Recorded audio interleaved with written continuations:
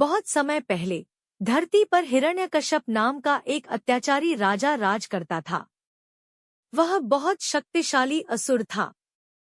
उसने कठोर तपस्या करके लॉर्ड ब्रह्मा से वरदान पाया कि उसे न कोई मनुष्य मार सके, न पशु, न दिन में न रात में, न घर के अंदर न बाहर, और न किसी हथियार से। इस वरदान के कारण हिरण्यकश्यप घमंडी बन गया। उसने खुद को भगवान मानना शुरू कर दिया। पूरे राज्य में आदेश दे दिया कि कोई भी लॉर्ड विष्णु का नाम नहीं लेगा। लेकिन उसका अपना पुत्र प्रहलाद बचपन से ही भगवान विष्णु का परम भक्त था। वह हर समय नारायण नारायण जपता रहता था।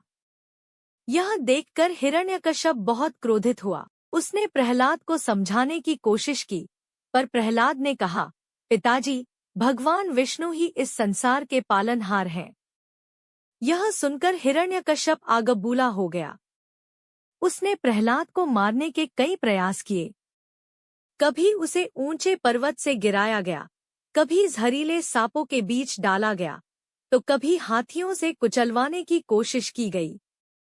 लेकिन हर बार भगवान विष्णु अपनी कृपा से प्रहलाद की रक्षा कर लेते थे।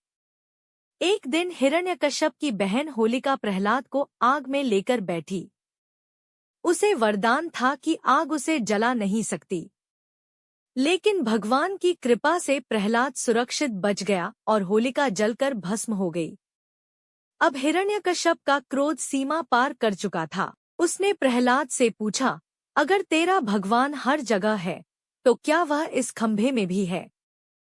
प्रहलाद ने शांत स्वर में कहा, हाँ पिताजी, भगवान हर जगह है।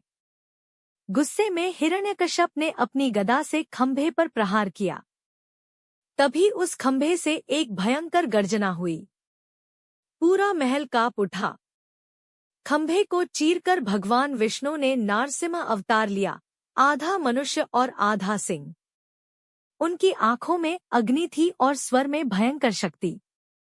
संध्या का समय था, न दिन न रात।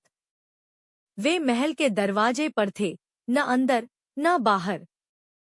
उन्होंने हिरण्यकश्यप को अपनी गोद में उठाया, न धरती पर न आसमान में, और अपने नुकीले नाखूनों से उसका अंत कर दिया, बिना किसी हथियार के। इस प्रकार भगवान नरसिंह ने अपने भक्त प्रहलाद की रक्षा की और अधर्म का विनाश किया। प्रहलाद ने भगवान के चरणों में प्रणाम किया। तब भगवान नरसिंह का क्रोध शांत हुआ और उन्होंने प्रहलाद को आशीर्वाद दिया। इस कहानी से हमें सीख मिलती है कि सच्ची भक्ति और विश्वास की हमेशा जीत होती है, और भगवान अपने भक्तों की रक्षा अवश्य करते हैं।